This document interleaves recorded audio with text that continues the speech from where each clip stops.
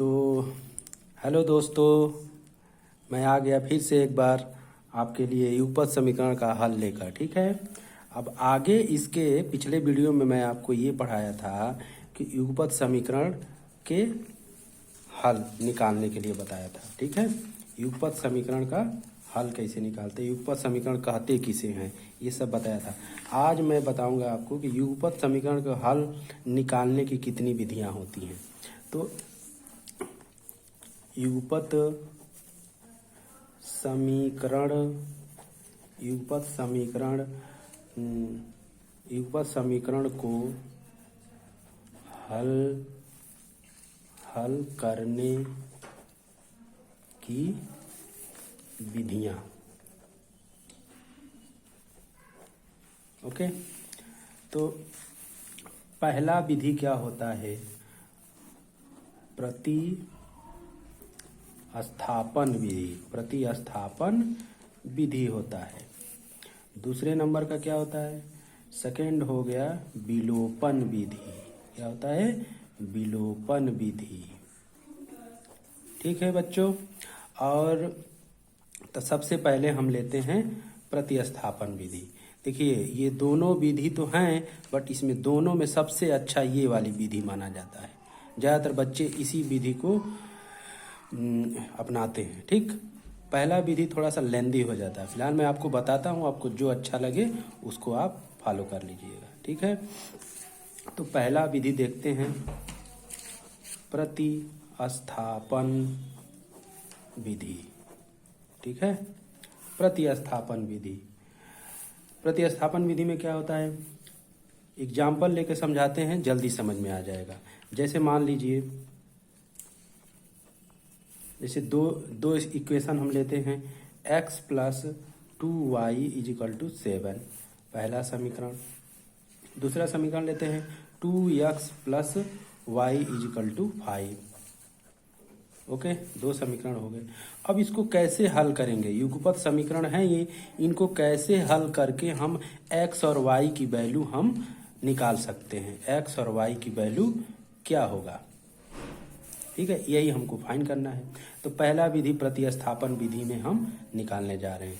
अब देखिए, इसमें प्रतिस्थापन विधि में क्या होता है कि x की वैल्यू, x का मान इस समीकरण से निकाल कर दूसरे समीकरण में x की जगह रख दो, या इसी पहले समीकरण से y का मान निकाल कर दूसरे समीकरण में y की जगह रख दो, तब तो वैल्यू फाइंड कर लेंगे। नहीं तो दूसरे समीकरण से x का मान निकाल कर पहले में रखो, चाहे y का मान निकाल कर पहले में रखो, तब हम वैल्यू फाइंड कर लेंगे। तो चलो कोई एक विधि हम अपनाते हैं। इस समीकरण को लेते हैं पहले वाले को, 2x प्लस वाई बराबर 7। इसमें से हम x की वैल्यू निकालते हैं। तो x बराबर, इसको इधर ट्रांसफर करेंगे तो 7 माइनस 2y हो जाएगा। तो ये हो गया x की वैल्यू पहले समीकरण से। ठीक है, अब इस x की वैल्यू को ले जाकर दूसरे नंबर के समीकरण में रख देंगे। तो हम लिखेंगे यहाँ पे कि x का मान x बराबर 7 माइनस 2y, समीकरण नंबर 2x प्लस वाई बराबर 5 में रखने पर। ठीक है, तो यहाँ पर रख देंगे 2x plus Y equal to 5। अब यहाँ पे x की वैल्यू 2 इंटू, जैसे x और y दो और लिखा है ना, तो इनके बीच में गुणा का चिन्ह मानते हैं। ठीक है, तो ये गुणा में आप पढ़े होंगे पिछले कक्षाओं में, 6 से ही पढ़ाया जाता है। तो x की जगह पे हम लिख देंगे 7 minus 2y plus y equal to 5। इतना हो गया बच्चों। अब इसमें से हम इसका गुणा करेंगे। ब्रैकेट के बाहर जो भी टर्म्स होते हैं, जो भी वैल्यू होती हैं, ब्रैकेट के अंदर सारे टर्म में बारी बारी से मल्टीप्लाई हो जाता है, ये सब पता होगा आपको। 7 2 जा 14, 2 2 जा 4y, है ना, प्लस y इजिकल टू 5। अब जितने y हैं सबको इधर ट्रांसफर कर दो राइट साइड में। ठीक है, तो हम दूसरा पेज लेना चाहेंगे, यहाँ पे ले लेते हैं।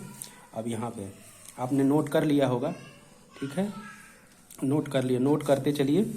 तो अब यहाँ पे हम फिर से लिख दे रहे हैं उस इक्वेशन को, 14 minus 4y plus Y equal to 5। ठीक है, ये हो गया। अब हम y को इधर कर देते हैं। ठीक है, इधर को इधर कर देते हैं, इधर ट्रांसफर। तो तो ये 14 और नंबर इधर कर देते हैं राइट साइड में, नंबर को इधर कर देते हैं 14, और ये 5 को इधर करेंगे तो -5, ठीक। और इसको 4y को इधर कर देंगे प्लस हो जाएगा, और y को इधर कर देंगे तो -y हो जाएगा। टर्म का ट्रांसफ़र करना तो आपको पता होगा, फिलहाल हम थोड़ा सा हिंट कर देते हैं।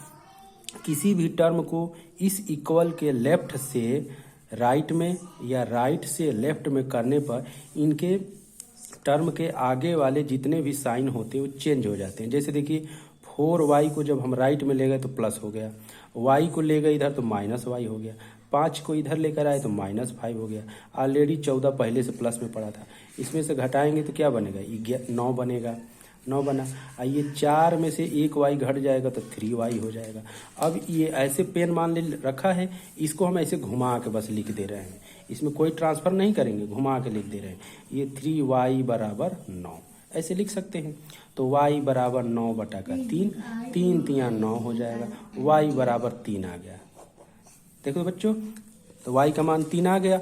अब इस y का मान किसी समीकरण में रख दिए, जो पीछे आपने अभी पढ़ा था, यहाँ पे अभी आप पढ़े थे ना, ये वाला समीकरण, ये वाला समीकरण, ये वाला, किसी में भी रख दीजिए, आपका x की वैल्यू आ जाएगी।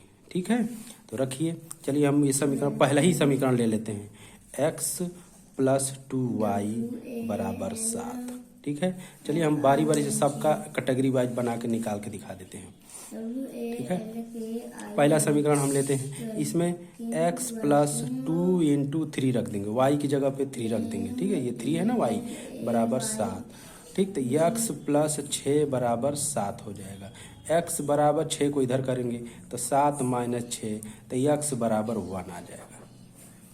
ओके, मेरे ख्याल से समझ में आ रहा होगा आप लोगों को। ठीक, अब इसी तरह से दूसरा समीकरण ले लेते हैं, 2x किसी में भी रखने से आ जाएगा, आपकी मर्जी जिसमें रखिए, जिसमें आपको अच्छा लगे। 2x + y बराबर 5, तो 2x, y का मान यहाँ 3 रख दीजिए बराबर 5, है ना। 2x, 3 को इधर ट्रांसफ़र करिए तो 5 - 3 हो जाएगा, तो 2x बराबर 2 आ जाएगा। x बराबर 2/2, 2 से 2 कट जाएगा तो x बराबर 1। देखिए आ गया ना 1। फिर दूसरा वाला एक, ये वाली वैल्यू, जो वैल्यू हम डायरेक्ट निकाले थे पहले समीकरण से, x बराबर, इसमें भी रख देंगे तो आ जाएगा। देखिए कैसे आता है, x बराबर 7 - 2y, तो x बराबर 7 - 2 × y का मान 3 रख दीजिए, x बराबर 7 - 6 हो जाएगा, x बराबर कितना हो जाएगा 1। देखिए सब जगह आ गया ना बच्चों, तो इसीलिए कह रहा हूँ किसी में भी रखेंगे वैल्यू तो आ जाएगा। तो हम कह सकते हैं कि हमारे युगपत समीकरण का जो हल है, युगपत समीकरण का जो हल है, युगपत समीकरणों का यहाँ पर लिखेंगे हम, अतः युगपत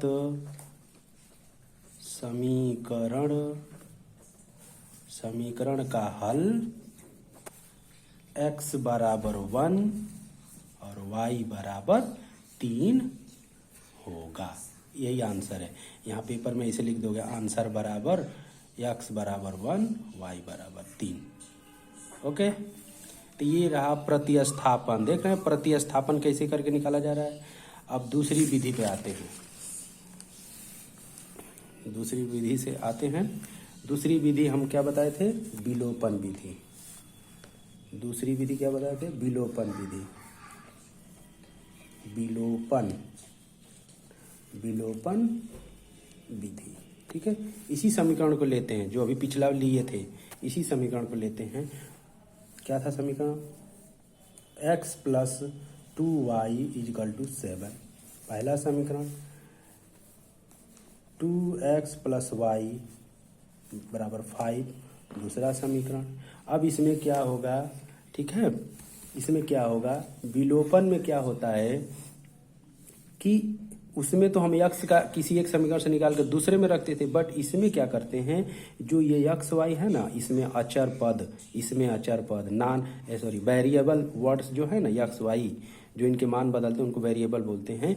तो इनका कोफिशिएंट यानी गुणांक बराबर कर देंगे, चाहे x का गुणांक बराबर कर दो, चाहे y का गुणांक बराबर कर दो। जैसे मान लीजिए हम x का बराबर करना चाहते हैं, तो यक्स का बराबर करना चाहते हैं तो यहाँ पर लिखेंगे हम, क्योंकि यक्स का बराबर करने के लिए यहाँ यक्स का 2 है, तो इसमें यक्स का 2 कहाँ है, गुणांक इसमें नहीं है ना, तो इसमें 2 से गुणा करेंगे। तो लिखेंगे यहाँ पे समीकरण 1 में 2 का गुणा करने पर, ऐसे ही आपको पेपर में लिखना है x + 2y = 7। अब इसमें 2 से गुणा करिए, 2 से गुणा करिए, यहाँ पे ऐसे 2 से गुणा करिए, 2 से गुणा करिए तो क्या जाए 2x हो जाएगा, 2x इसमें करेंगे तो 4y हो जाएगा, ठीक, इसमें करेंगे तो 7 × 2 = 14 हो जाएगा। अब ये 1 है 2 है तो इसका नंबर 3 हो जाएगा, ठीक है। अब दूसरा समीकरण इसके नीचे ला दीजिए, 2x + y = 5, समीकरण नंबर दूसरा है, ठीक है, ये हो जाएगा, ठीक। अब इसको सॉल्व करेंगे हम। अब सोचिए इसमें से हम क्या करें, समीकरण 3 में से 2 को अगर हम घटा देते हैं, ऐसे घटा देते हैं, तो जहाँ जहाँ प्लस है वहाँ वहाँ माइनस हो जाएगा। घटाने का मतलब तो यही हुआ ना, इसमें से इसको घटा देंगे तो ये इसके आगे प्लस था तो माइनस हो गया, इसके आगे प्लस है तो माइनस, इसके आगे प्लस है तो माइनस, तो ये 2x में से 2x घट जाएगा तो 0 बचेगा, खत्म ये खेला। अब 4y में से 1y घटेगा तो 3y बचेगा। अब फिर इसमें से 14 में से 5 घटेगा तो क्या आएगा, 9 आएगा, ठीक। तो y = 9/3, तो y = 3 तिया के 9 हो जाएगा, 3 3 = 9 हो जाएगा। तो ये y की वैल्यू आ गई। अब इस y की वैल्यू समीकरण 1 में, 2 में, चाहे 3 में, किसी में रख दीजिए। तो यहाँ पे लिखेंगे y = 3, समीकरण 1 में, 2 में, किसी में रख दो। चलिए हम 1 में रखते हैं, समीकरण 1 में रखने पर, ठीक है। तो पहला लिखेंगे x + 2y = 7, ठीक है। तो x + 2, y का मान 3 है, बराबर 7, x + 3 दूना के 6 = 7, ठीक है। अब यहाँ पे लिख देंगे x बराबर, इसको इधर ट्रांसफर करेंगे तो 7 - 6, तो x = 1 हो जाएगा, ठीक है, 1 हो जाएगा, ठीक। तो अब x का मान आ गया, y का मान है, इसका मतलब हमको हल मिल गया। तब यहाँ पे लिखेंगे अतः युगपत